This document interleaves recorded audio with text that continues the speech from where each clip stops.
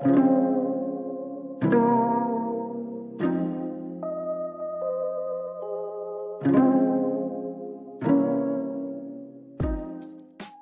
to the Brown Owl Love Podcast, Rooftop Conversations. This is your host, Felix. And today we have a very, very special guest, a man of many talents, a man of mystery, a man living in the down south who's been around a bit.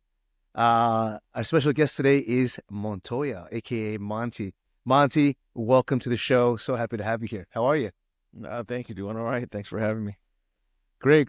So I guess let me ask you, let's dive right into it. So how did you end up in Florida? Or how did you end up in Florida? Give us a little quick genesis and then cut to like how we met and how we know each other.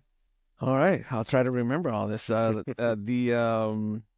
was living in Puerto Rico. That's where I did most of my schooling, even though I was born in New York.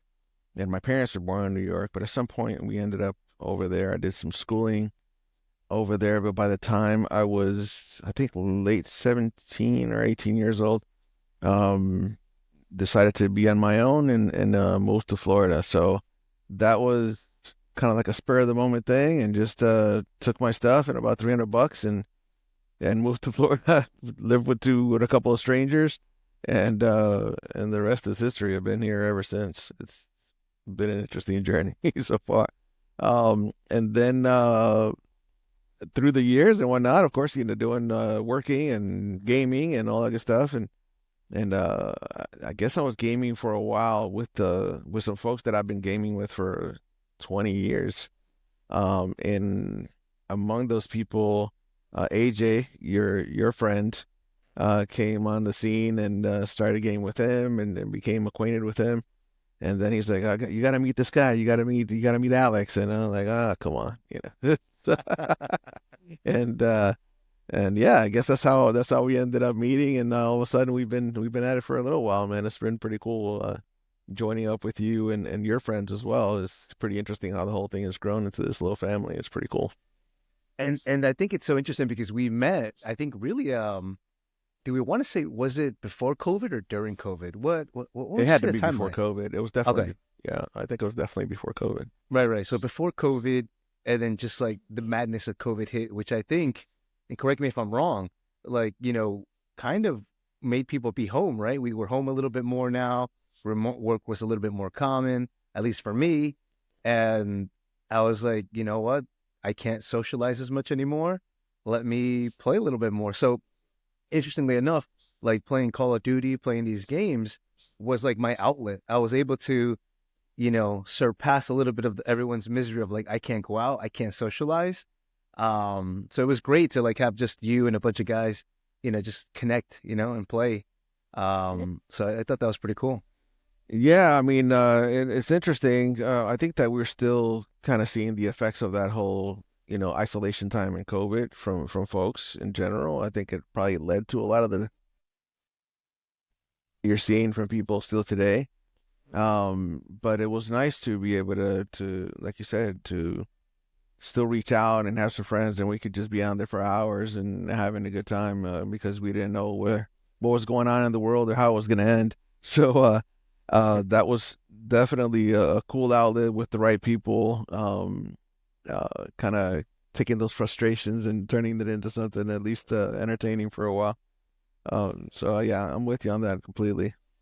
Were there any takeaways for you? You think that living through that time period of chaos and madness, especially in Florida too, which was interesting. From COVID, you mean? Yeah. I think kind of like what I alluded to there. I think that there's and I haven't seen anything, to be honest with you, any studies or anything like that that have been done, but I'm sure they're out there, of the long-term effects of that type of anxiety that some people really felt. To be honest, for me, it wasn't like that, but I've been working remotely for like 12 years or more. So working remotely was nothing new for me, but for some people it was serious. I have we've taken in a young guy that lives with us here, in the house now. And that year for him was disastrous. Like all his grades fell, and he was like, feeling, it's just some point, so depressed that he didn't know what to do with his life, and in some dangerous ways. And I think that a lot of that, and that whole battle of people going like, you should be home, or you should vaccinate, you should not vaccinate, you should do all that thing. It really created an anxiety in some people that I think is still having some impact today. I really do. All this stuff about people just acting absolutely crazy, and not knowing how to communicate, and lashing out at people. In some ways, even though it's not the only thing, obviously, but in some ways, I think I attribute some of that to the whole COVID thing and how it was handled and all that good stuff. Yeah, it's interesting you say that because I agree 100%. Like I think we haven't talked enough about like that aftermath that people are going through, that we attribute it to something else. But I feel like that we definitely, someone needs, like, these guys need to get their notebooks out and start looking back at like what are the connections of that? Because I feel like, yeah, and in that time of isolation, I could even say, like, for example, my wife, she she really suffered from, that isolation. She was a person that always worked in the office all the time, because she like managed people. So the whole transition to virtual and remote was completely different. It was a bit of a challenge for her. And also just, we couldn't really go out. So she was really isolated, and she would turn to me like late at night when we're about to jump on and play, on Call of Duty. And she's like, oh my God, like I could see why you enjoy playing with this, because you could actually have a conversation. You could joke around. You're laughing. You're just Mm-hmm. being silly. And she didn't have that outlet. So for me, like, I felt like I had a little bit of a cushion, a buffer. But for her, she didn't have any outlets. Oh. Yeah, that's very telling. I think that how do you quantify it, right? Right. How do you say this was attributed to the COVID part of this, and how much is attributed to the political climate? Mm. Because that was already had been going on for a few years before we even got to the COVID situation. But I think that COVID definitely exacerbated some of those underlying themes that we had been seeing for a few years, right? Um, uh, at that point. So I think that yeah, it'd be very, very difficult to quantify it, right? There's no way to do those tests under lab conditions or anything like Yeah. that and saying, okay, this is going to be the right test. Um, but I certainly believe that talking to a number of people would easily reveal that some of them really have not felt quite the same since that Mm. happened. As a matter of fact, I was reading an article on monkeypox, which is the latest, right? There's a monkeypox Mm. outbreak, Yeah. and how some people are really kind of feeling like panicky about what that could mean for the rest of the world, even though it's still, I want to say somewhat contained to a regional outbreak. But the mere fact that that is out there and is being mentioned is having some people, right, creating some angst of like, what is that gonna mean for the rest of us? Are we gonna have a bunch of deaths associated with it, or what's gonna happen? So I think it's still out there. I think some people are surprised by their own reactions to the possibility of some other outbreak like that. And I did see that headline in the news about like the another epidemic potentially at any point, right? It could happen, right? We don't know. It's already happened once. History, unfortunately, sometimes repeats itself. I would say to that, like, I hope that we've learned our lessons a little bit, or at least we've taken something from that suffering and misery and that period of chaos. So, um, Yeah, that's a really nice thought. Man, it's so many of us have not learned much from it, but I can only hope, right? I like the positive thought mm. behind that. One can only hope that reality will be such. And let me ask you, because I think like the big one of the big things we've been talking about, and we haven't dived into it yet, is gaming, right? I feel like culturally speaking, just pop culturally speaking out there, gaming for guys is, something we've done, we've interacted with it probably growing up in our youth, been introduced to it in some way. And even I think it's had sometimes like a negative connotation, right? Like growing up, oh, too much gaming is bad for you, or too much of this, whatever. And now, like, I think having experienced that chaotic period, gamed myself as an adult, gotten back into it a little bit. I find it like it it doesn't really detract. I guess it matters on the type of person and all these things, but I think that I guess I just want to get your take on, and also even for like some of the folks that are dating, like some women are like, oh, he games out, forget it, I don't even want him. There's like some weird connotation about it, and I guess tell me a little bit how you got into gaming and what it means to you, and when like obviously you enjoy doing it, it's a hobby. Tell me a little bit about that. Well, that's interesting. Yeah.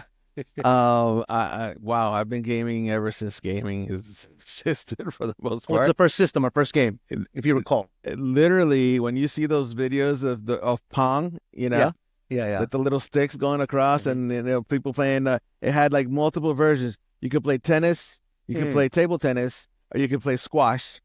Right? Like it was basically the same game. Like three different iterations of the same game. I think the paddle was slightly smaller in some of them, and you would hear that, tick, doo, doo, Yeah, yeah. that like that. That was. I went to a cousin's house. I remember it like it was today. And he was always into like tech and gear and stuff like that. Much older than I was. He was an adult, obviously, and I was just a kid. And he's like, "Gotta see this. This is amazing, or whatever." And I sat in front of that thing for hours, and my mom was just like, "Ah, you gotta, pull you away from that and whatnot." Um, Fast forward way too many years. I've always been engaged into some kind of gaming.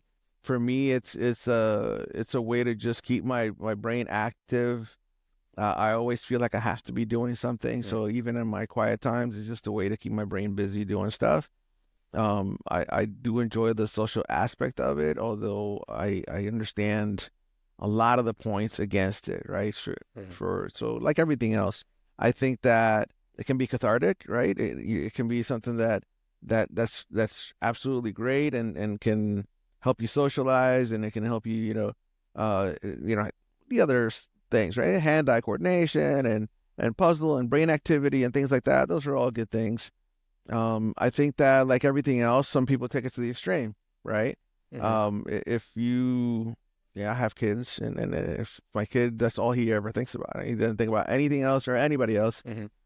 He wants to get up at 4 o'clock in the afternoon. He wants to go play until 3 in the morning, and then he wants to do that on repeat, and that's not living either. So I can understand how some people would see that and go like, oh, if you're a gamer and your experience has been that somebody does not know how to prioritize their life, right? And say, okay, this is the time where I can just drop the game and it's not that important, right? I can just say, I'm going to lose 3 points or 10,000 or whatever. They're all made up numbers anyway, to spend time with my wife or a loved one or, my family and whatnot. If you know how to handle that, if you know how to create that kind of balance, then there's absolutely nothing wrong with it. It's way better to me than hanging out at the bar and getting Hmm. drunk and Yeah. and whatnot, and so many other vices and things that you could do that would be absolutely horrible.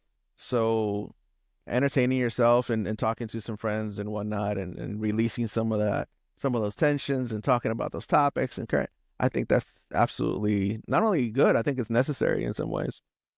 And you hit it right on the head, because like for me, that's what it was. I think as someone that played a little bit, my first system was like Nintendo, right?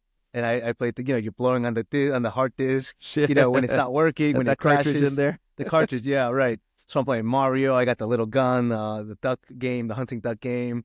That was like and then I played that, and then I think I got PlayStation One. I got PlayStation One for a bit with the CD.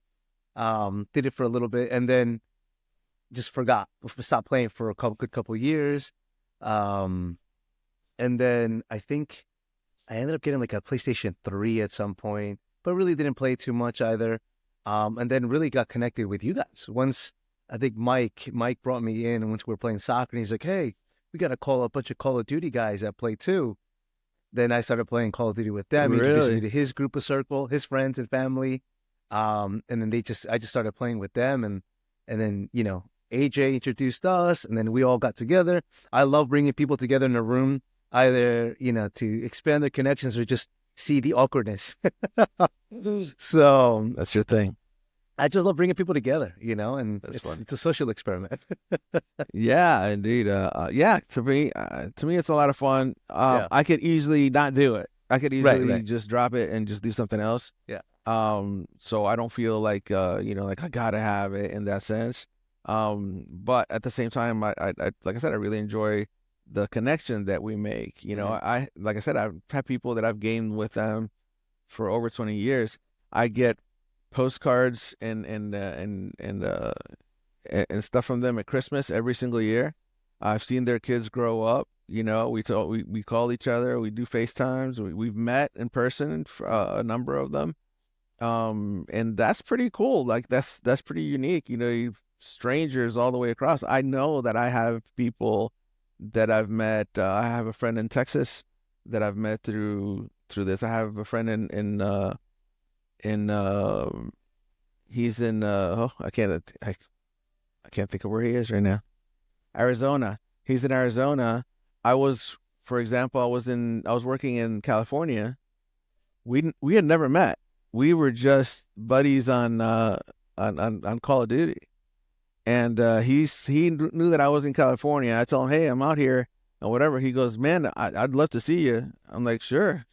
And he drove with his son Wow. to California. We spent an incredible time together, and to this day, I still talk to him. I talk to his sons.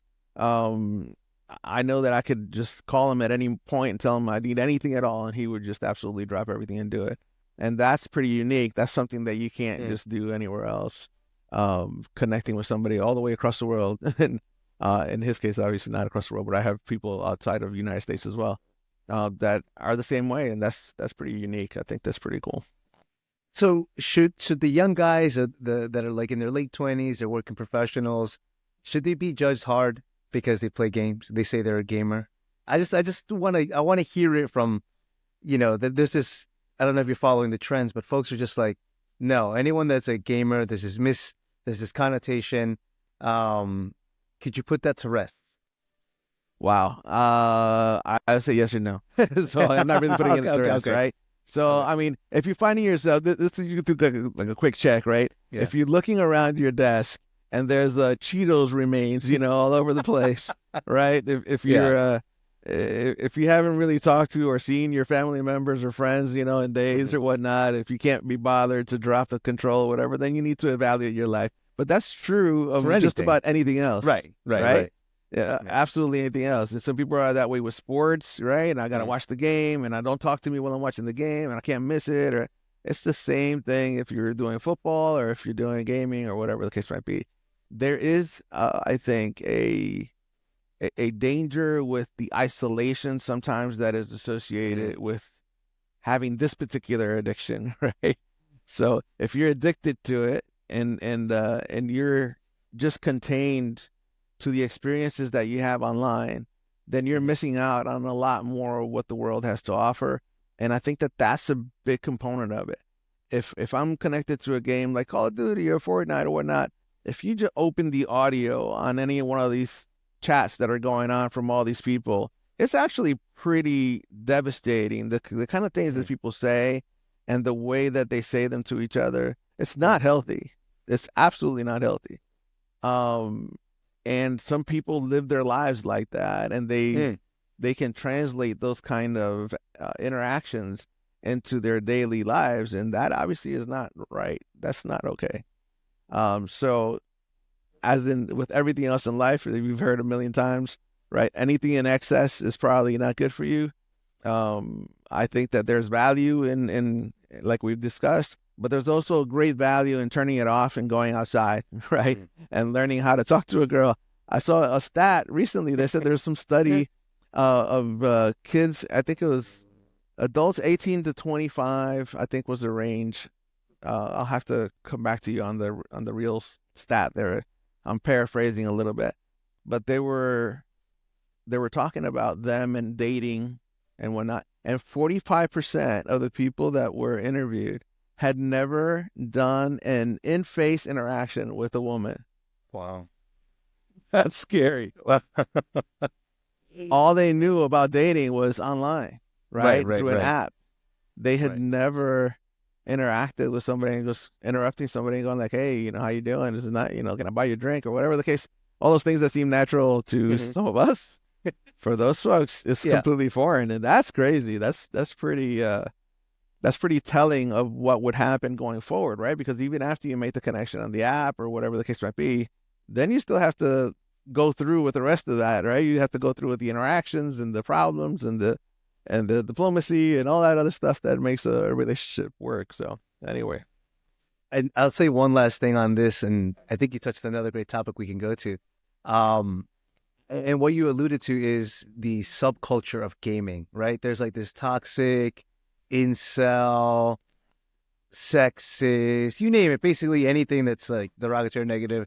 There's a culture that kind of thrives in this space, which I think, like you said, if you don't have your shit together or you don't know your own values and you're young and growing up, you could easily, I guess, kind of be sucked into these things, right? And you start kind of, it becomes your persona a little bit, and you don't want, and then that starts treading into the real world. Then that's where it's like problematic. That's what you don't want, and you start living in this like pseudo world of that, and that's where it becomes incredibly unhealthy. Which is like, I think a lot of the youth, sometimes they just live in that space and element. Absolutely, some of the worst and most creative insults I have ever heard came from like 8-year-olds, and I'm like, what are you doing on the computer? First of all, right, playing this game. Yeah. This absolutely horrible, the stuff that they say, and it covers the gamut, right? It's the complete gamut from misogyny, to racism, to sexism, anything that you want to pin to it, they probably say it. And the younger kids that are the worst at it. Yeah. Absolutely insane. And I've even told my young kid, right? He's not so young anymore. He's 19 now. I've told him, I said, you got to be careful the way that you talk to people, because where I come from, if you say something like that IRL, right, you're gonna get your ass smacked. It's gonna happen. You're gonna lose some teeth. And I think that's actually a part of what's happened, is that people react that way in the real life, and then somebody's going like, now there's a consequence, right? This is not a game. So, yeah, that's crazy. Yeah. And I guess like you talked about dating and like the apps and everything. Now the culture's kind of moved a little bit more digitally. I think like we just have to accept it, right? We don't want to be the old guys in the room, even though we are. Those days of Speak for yourself. young at heart. Those days of old school courting isn't really on the forefront anymore. Folks are doing the apps. It's easier. It's convenient. Some folks say it's even better because it's vetted. Like I was just curious, like as a Lothario, what do you think of like dating now? Like, do you think you'd survive in the landscape of this whole online dating, or are you like, thank God I'm old school? I think I would, no. Without looking at the physical. Right. I think I would thrive in that aspect. Why so? Why? Because I would not be dating online. Right. You're it's like a secret weapon. You know how to be social. Correct. Right. Yeah. Listen, I cannot tell you. I work and I teach dance, right? I teach Latin dance. It's one of the things that I do. That's like a nighttime hobby job thing. But I've been doing that for 20-something years.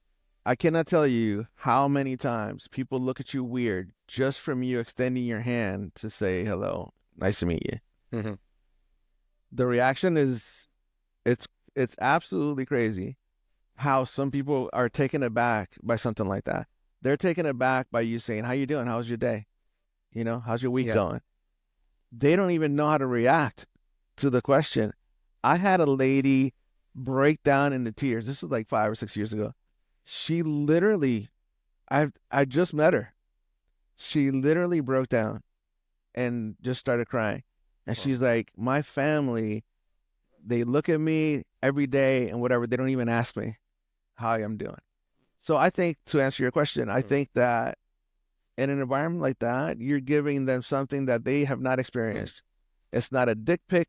It's not a, I'm not showing my abs and my possessions and stuff like that. I'm just saying, how are you? Like, what are you about? What are you really about? And regardless of the advancements in technology and all that good stuff, nothing will replace that. And you can ask people that are actively dating on those apps, and they will tell you exactly that. It's like, oh, if I get one more dick pic, and if I da da da, and now if you're about hookups and whatever, and bless you, do your thing.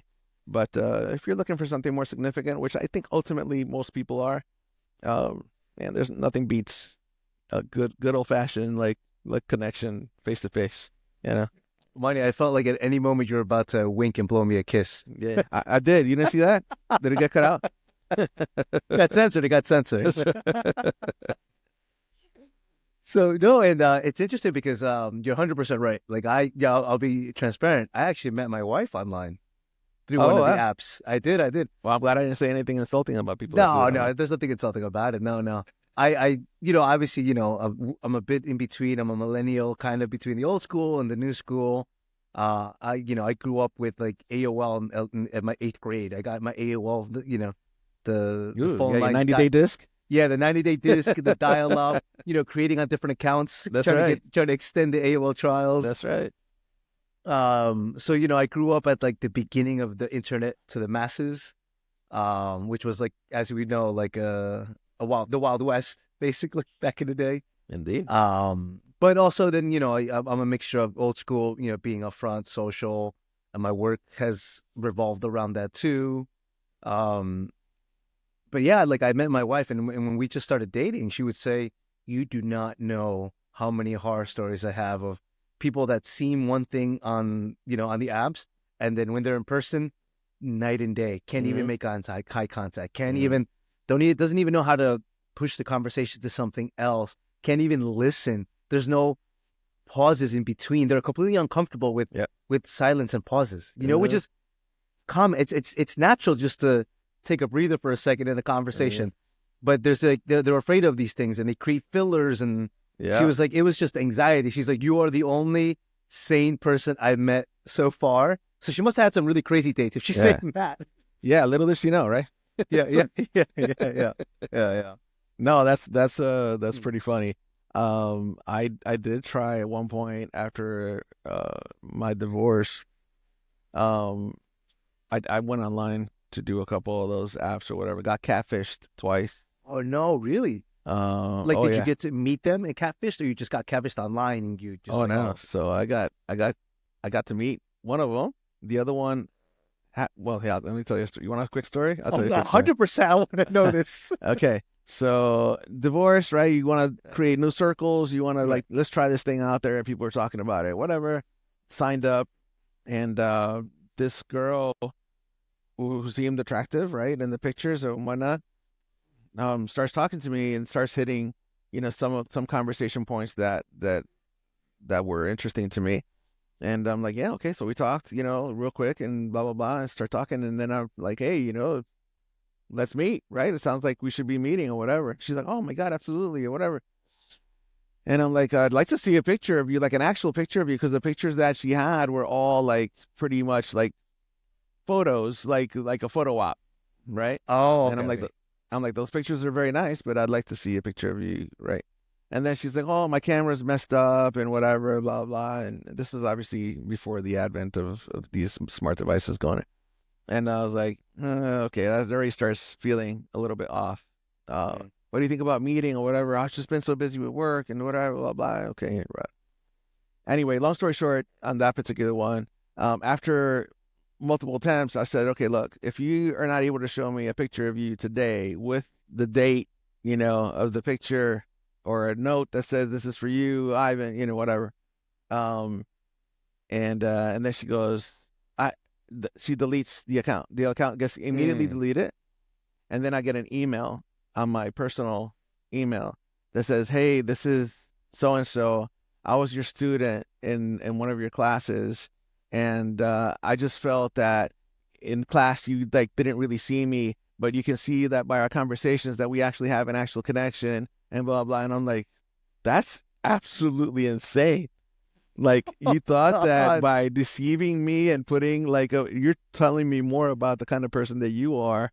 Like, oh, it was crazy. I'm like, do not contact me, police, the whole thing, right? Oh my God. I will call the police and all that good stuff. It was deleted the account on that service and moved on right away from there.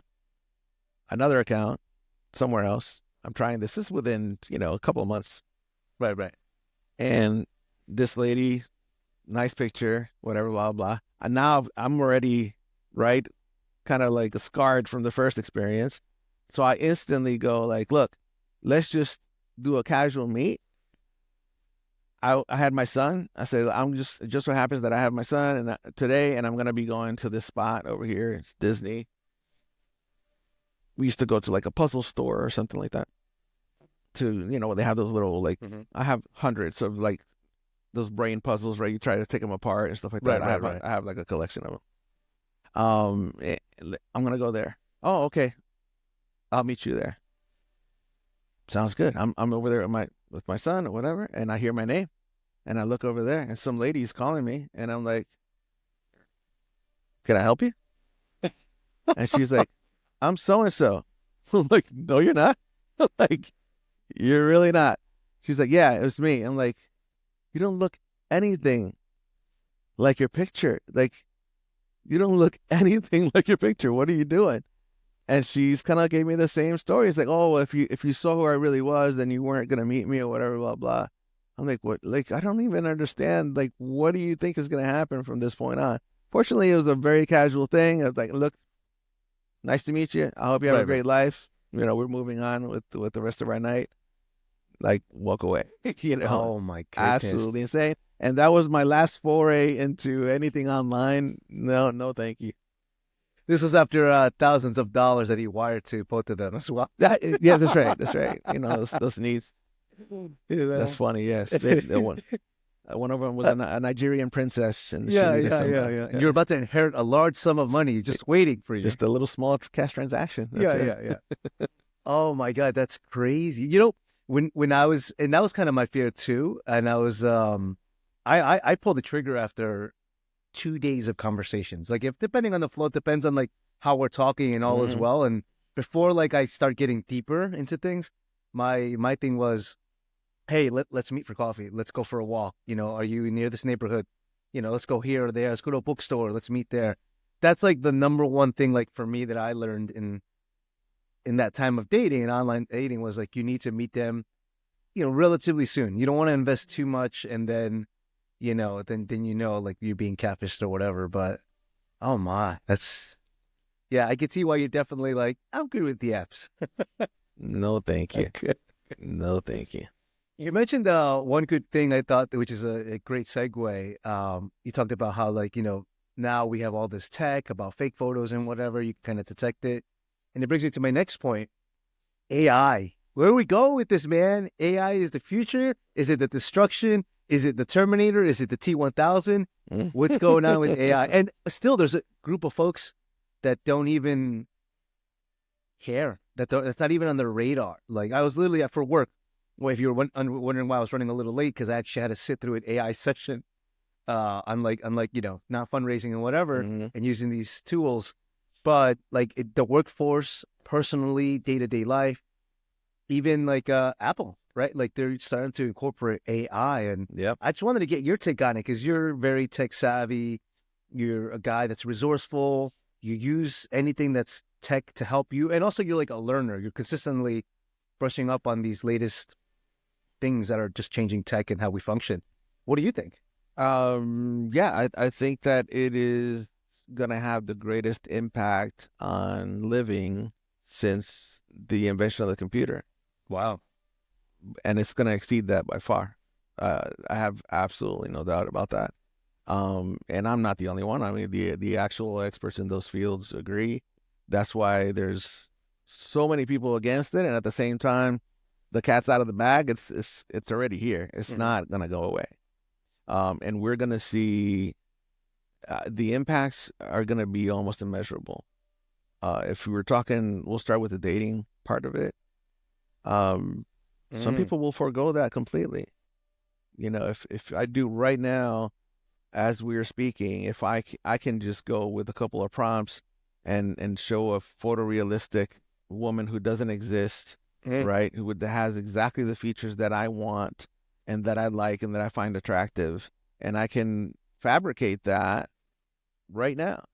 And we're already at the stage where some of that is also true with video. So you're going to be able to do an AI girlfriend, if you will, and chat with her every day. And she's going to respond to you exactly the way that you want to be responded to. And for some people, that is going to be their new girlfriend. When you go to places like Asia and things like that, that have a very serious problem with a number of males who have zero contact with women, and cannot get, that in some Asian cultures, they have meetings in the park where you basically, the guy is going over like a prospect and going like, hey, this is my ability to make money, right? So, because that's really what matters in some societies, right? This is, I can be a provider because I have this kind of job over there. And they're literally like walking around the market hoping to find a suitor, because it is so difficult to do. And I'm not saying that it's not difficult in the States, but they have a real crisis in some of these countries. And in those countries, it is very prevalent for them to have, like, for example, in Japan, they have cuddle bars. Oh, really? You didn't know this? No, I didn't know about cuddle bars. Yes. Tell me about this subculture of cuddle bars now. In Japan, you can walk by and there will be the girls dressed in their cosplay outfits and stuff like that, very much like something you would see in some anime, right? And you can go in, you can pay, and you're not paying for sex. You're paying for them to literally lay down and you basically spoon. Wow. Until your time is up. They're paying for this level of intimacy, I guess. Yes. Right? Wow. Without like the full sex, obviously, but yes. Wow. They're very popular. Wow. So imagine these guys are so lacking, right? That type of connection that they're willing to pay for something like just cuddling with a complete stranger. That looks like Sailor Moon, right? Like it's I could already see like the crazy drawback of that, because like if that becomes a commodity, right? You can go out and just buy it. Why would I want to actually invest in something like that realistically, right? Exactly. I could just put it in my budget for the month, Correct. Put in my weekly cuddle, like that's crazy that how that can change one's psychology and also change the culture, which is correct. Wow. So if we circle back to our initial part about people having trouble connecting with others, because a relationship is an investment in many, many ways, that has all of its positive things and all of its drawbacks. And you're eliminating the drawbacks. Yeah. Right? You're eliminating all the drawbacks, and then you're fabricating this AI world that is a complete fantasy. But it suits you absolutely great because it's filling most of your needs, with the exception of sex, right? But some are going to argue that, sex robots are a thing. They already exist, particularly in that culture, is very popular. And they're going to get more and more advanced. So some of those crazy movies that we've heard about and stuff like that, they're a reality. And it's just going to continue to go into that aspect. So on the dating side, AI is going to destroy some of the fabric of society. Yeah. Because it's going to create those artificial things. Now, there are positives, right? If you have people that live by themselves, they have no family, no connections, right? Imagine a grandma or something, somebody's that's living in an assisted living facility or something like that, to have some kind of companionships, right? That she can talk to, even if she doesn't even realize that it's not real. Right. But that could have some value, right? Because they're not just waiting for a nurse to come by and walk them for 10 minutes outside. So maybe that's going to be something very positive that comes out of that. Right. Well, even health and medicine, right? Like you mentioned, like it could help stave off dementia and all these things, because loneliness is like triggers or exasperates like all these kind of absolutely mental declines that happens to folks. Yeah. I mean, people that suffer from agoraphobia, right? And things like that, you'll be able to like, maybe that can be some form of treatment, right? Where there's just interacting with other people, or anxiety and panic attacks and things like that. All those things are possible, and they're probably already being created. Or as we're talking about, if somebody listens to this, they might say, hey, that's a good idea. And they might start they might start doing something like that. If you suffer from anxiety or whatever, you have an anxiety buddy, right? An AI that's kind of watching what's going on with you, and you start hyperventilating or whatever, and it starts telling you the things that you need to hear to help you get past an episode like that. That's extremely valuable, very possible. And along with all those positives, there's going to be a ton of negative stuff, right? That's going to happen. And that's just in the daily, right, within daily. Now, from the workforce, we've talked about this.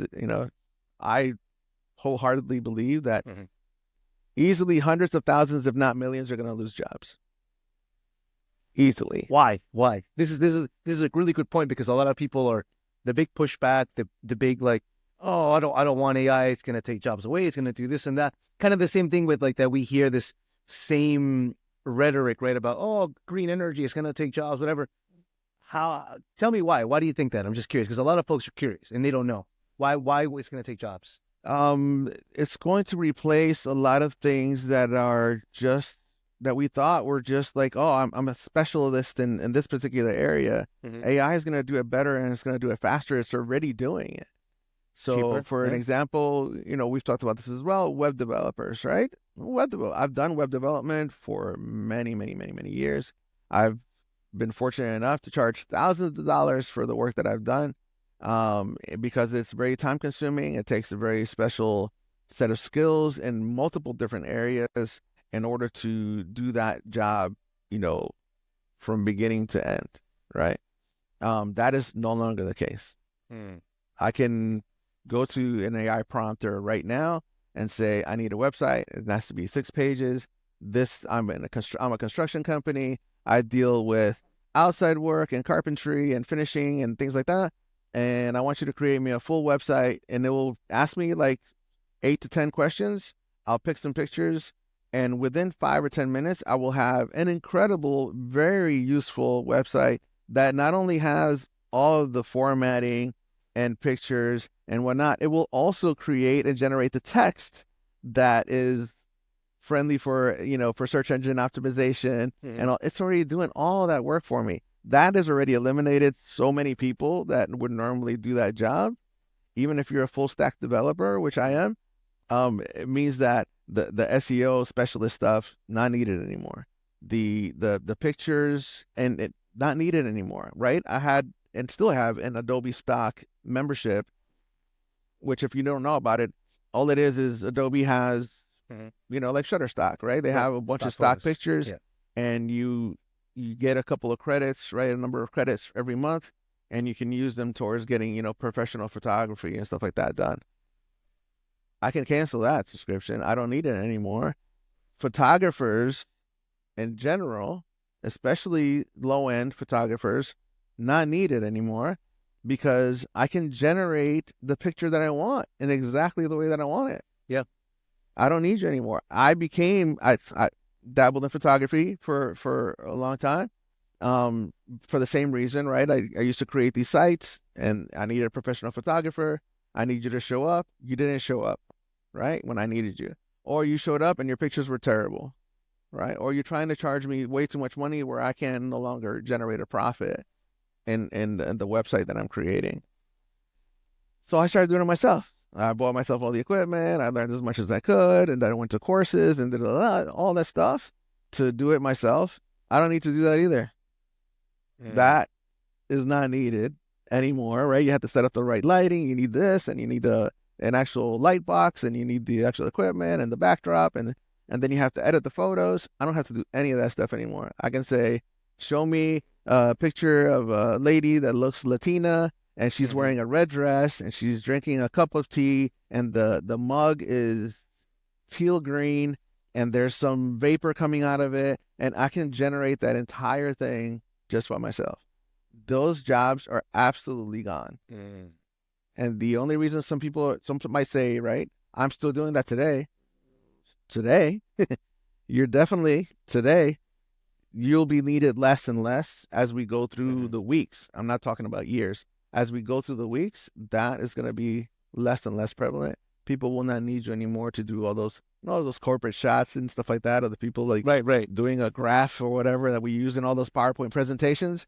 Yeah. My last 15 PowerPoint presentations, have all been created with AI generated images, every one of them, because I could get even more specific about what I needed, and I didn't have to go searching through hundreds of pages in stock photography to find the photo that I wanted. Instead, I told it exactly what I wanted, the color of my theme, and whatever, and piece of cake. I had it done in a few minutes instead of having to search for it. So those jobs are gone. I think the hostesses and in restaurants, that will be gone soon. Very, very, very soon, right? And there's no reason for me to have somebody there to tell me how many people are in my party and to find out what table is available. Right. That's not needed. You're going to have a video of some very attractive girl or guy, and it's going to go, welcome, right? It's going to go, how many in your party? It's voice recognition. All that stuff is already here. And it's going to say, please hold. Somebody's going to come over here to walk you to the table. Or it's going to say, walk to table number 5. And it's like, make a right. Your table's waiting for you. Wow. Doctor's visits, are going to be very soon, right? Those regular visits where the cattle calls, right, for doctors, and you're waiting for a ton of time or whatever. You'll be able to get into some of those things. I'm not saying that doctors are going away, but the way that the treatment is happening is going to be different. So you may not need some of those nurses that you have that greet you at the door and they take your weight and stuff like that. You're not going to need that anymore. That's going to go away, or they're going to have to go to a different specialty or something like that. The number of jobs that are going to be impacted, I'm just mentioning a couple, just rattling some off. Graphic designers, not needed. Low-level graphic designer, absolutely not needed at all. At all. Right now, if you could tell me create a logo, I also do that work. Have not wanted to do it for years because it's an absolute pain in the ass. Yeah. Right? Because people don't know what they want. And they're like, oh, I don't know. You're the artist. I'm sure. So here you go. Here's what you wanted. A dragon with a hat and whatever, and doing pixie dust. I don't know. That's not what forget it. Absolutely awful. It just does not pay. All those people gone, right? You're going to create a book, and you need a book illustrations for your entire book. You don't need an artist for that anymore. And now, normally that used to be thousands of dollars to pay somebody to do that. No need. Just go and, hey, use that same character in this position. Use that same character in that position. And the AI will generate that for you, no problem. And it gets better every single day at it. I'll even add to that and say that middle managers are out. I think they may be out. Like when it comes to just even building, a scheduling plan, a project plan, a project management plan. All these things they can be automated. The AI can support in that. I could build a fundraising plan for the next 2 years on getting $3 million for this, capital project.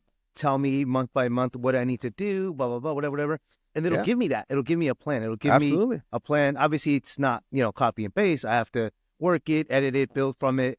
But it gives you that template, and it closes that skill gap that most people for years made a lot of money off, right? Yeah. Data analysts, low-level data analysts, data wranglers. I mean, all those things, just like you don't have to think very far, right, or very deep to realize that those things are going to go away. They're so easily replaceable. Yeah.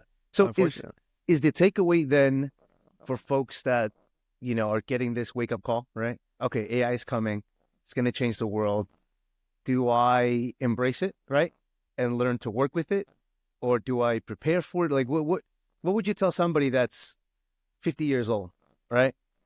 And they own a business, right? And, what do you tell them embrace it, right? Either embrace it or get left behind by other competitors, or what's the route for them to go? I'm just curious. I mean, honestly, you have to pivot in one direction or another. There's no question about it. If you are in the service industry, you're going to do just fine. Right? Those things are not going to go away. Those tires will need to get changed. Your mechanic, he's not going anywhere. That's not going to be replaced by AI, right? Things like that, they're not going to be replaced. Even your food delivery guy. Yeah. Right? They might be, right, to some degree, right? They're doing some drone stuff now. They're doing some automated deliveries and stuff like that. So that's questionable. But you want to be in an industry that requires a human Mm. if you want to survive. If you don't want to be, or you want to be somehow right in the at the front end of incorporating some of those new techniques and new technologies into your current business if you wanted to survive. Mm. Um, again, if you're in a restaurant, you're gonna be fine, right? You're gonna have to Right, cook right. food. The food AI is not gonna do anything for you food wise, right? Not yet, but it could eventually, right? If it's enough people studying their taste buds, you can go into an argument about that. But really, somebody wants to go in, they want steak and potatoes. Somebody's gonna have to make it, Yeah. right? It's gonna have to happen, Well, or and that's why like a lot of these blue collar jobs now are getting like a revival. Do you see yeah. that? There's electricians, plumbers, these Mm-hmm. construction guys that are doing very, very well Mm-hmm. They're not compared to going like, anywhere. yeah. Those Yeah. are the meat and potatoes, I guess Yeah. you could say, of like the industry. Good segue. Yeah, yeah. Yeah, the absolutely. I think that's not going anywhere. There's definitely a resurgence in that. Some people are talking about new AI jobs like prompt engineers and things like that. Hmm. I think that's BS, Yeah, honestly. A prompt engineer might be useful for the next year or two. And yeah, then after that, it won't be necessary either because the AI is getting smarter at understanding what you're asking it to do. So, because it's in its infancy in some ways still, you need somebody to phrase it just correctly so that the AI knows right. exactly what you want, right? I want to manipulate those phrases and whatnot to get the result that I need. But that's going to go away very quickly. The contextual capabilities of AI are absolutely astounding, and they're getting better and better. And that's what's available to us mere humans, right? For a fact that governments and military Right. have something that is 10 years ahead That's easily of where crazy we too, are right? today. We're not Yeah, thinking about that. We just think what basic level of AI is available to the public versus what like supercomputers right of now, course. are doing. Yes, quantum computing is a reality already. Mm. Some companies are like Amazon, for example, already have quantum computers.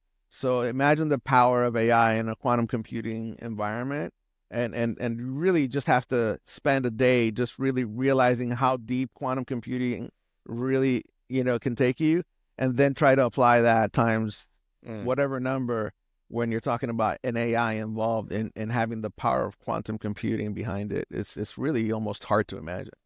And just to briefly add on that, quantum computing at the level of the government and military using it is basically just advanced machine learning human patterns and behavior and predictability to like a percentage, like a 0.001.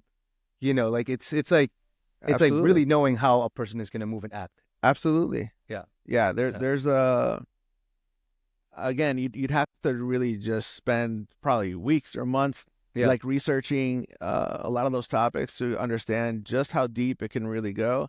And that's the stuff that we know of, right? That we understand, right? Right. Based on what I know today, and even with a little bit of stretch of my imagination, and I may be able to do X, Y, Z, but that may not even be the reality. The Right. Right. reality Right. is that somebody's already leveraged facial recognition, and they've Mm. leveraged, large language models to a point that we haven't even imagined yet, Mm. and they're already being used for, predicting outcomes in wars or predicting, what is this drone strike gonna do? You know, it's hard to imagine. It's hard to Wow. imagine, and that's going to become more and more a part of our daily lives as we go every single day.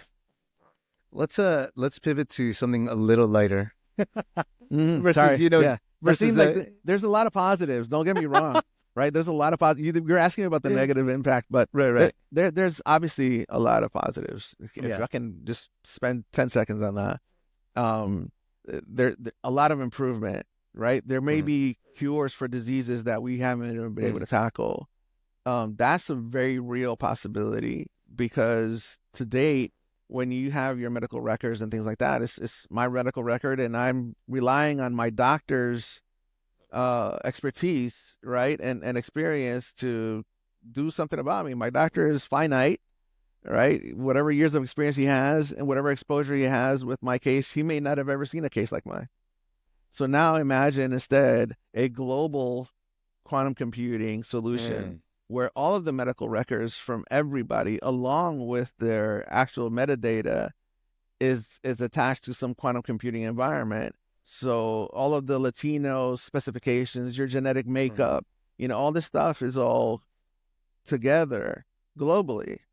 And now you could go somewhere and go like, oh, this correlates to some patient that's in Japan, right? And or somewhere else, right? And they have the same marker, your genetic marker that you have. And then AI may make discoveries based on that, based on your diet and what you've eaten and what you've experienced and your particular environment or whatever. It's unbelievable how many connections it will be able to make that no human will ever make in the next 300 years, right? Because there's just not enough time, resources, grants, and things like that, laboratories to do all that kind of work. Wow. Instead, feeding all that data to a quantum, it might solve, it might solve the, cure for cancer, baldness, who knows? Those things are going to happen as long as we are able to feed it the information that it needs to make those decisions and make those discoveries. So anyway, let's pivot away. No, that was perfect. And that's a great segue into, I think, you kind of mentioned some scenarios already, like we talked about AI and how at worst case and at best case, and it's a perfect transition because, we've seen movies about it, right? We've seen movies that place these scenarios in the future and maybe in the not too distant future that seem very realistic and persuasive. Let me ask you, you're a movie guy. You love film, you love art, you love shows. What's one top TV show that you kind of just is it for you? Is the it for you? Like, what show is your favorite show that you go back to? Just in general? Yeah. So many. Pick one if you had to just pick one. No gun to your head, so to speak. Just what would you say? You can name two if you can. No, just random, not related to computers. No, not really. Just curious. What TV shows? Oh gosh, shows I this. I really liked Shogun. That was incredible. Incredible use of CGI plus historical accuracy and acting. I mean, absolutely mesmerized with that show. I'm upset that I have to wait till it comes back on. It's renewed for another season. Absolutely. Yeah. Silo was really good for me. I really enjoyed that. Dark Matter was really, really good.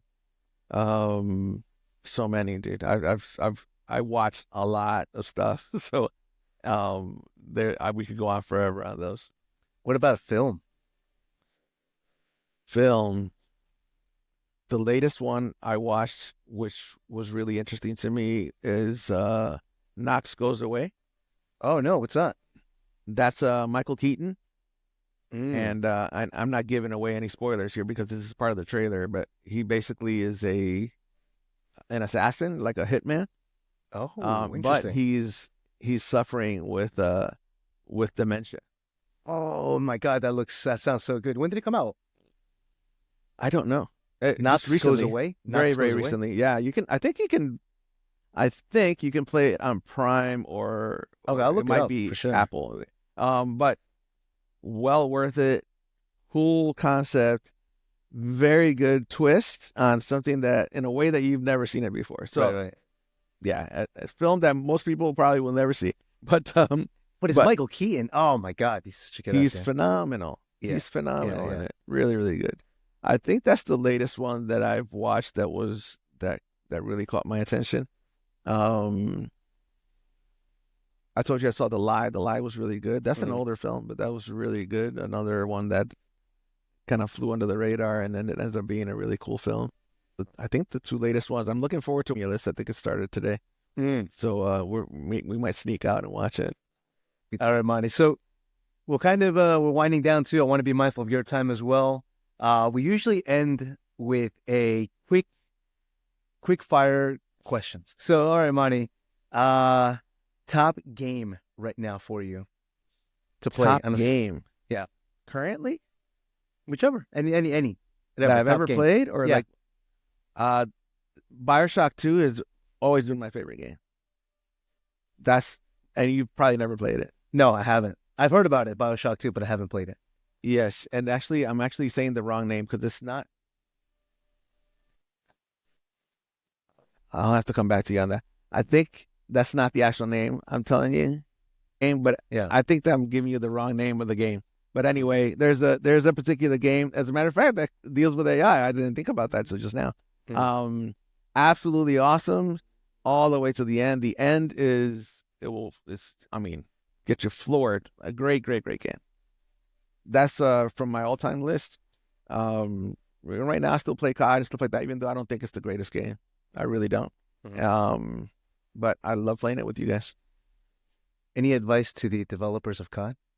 Or any Get comments? creative, man. Jesus. Okay. Give me some creativity. The whole thing about, their level of creativity right now is how much can I get you to pay for, a new character skin. with, yeah, exactly. It's going to be a bunny rabbit with, come on. Like, there's got to be more than that, right? I feel like I've been playing the same game, right, with very few modifications in the past few years. So the next question, what is the best place you visited? The best place I've visited, Oaxaca. Ooh, okay. Yeah, I've had the great fortune of traveling a lot, and Oaxaca, I could go there as many times and never get tired of how nice the people are, how absolutely incredible the food is there. It's at another level, better than any high-end restaurant I've been to in New York or Vegas or Miami. Like they don't even come close. Oaxaca is it for me. So this is my next question. Favorite dish / meal? I mean, pizza is just it's just one of those things that if it's your thing when you were a kid, that will forever be your thing, right? Some people think Cinnamon Toast Crunch is the best thing ever.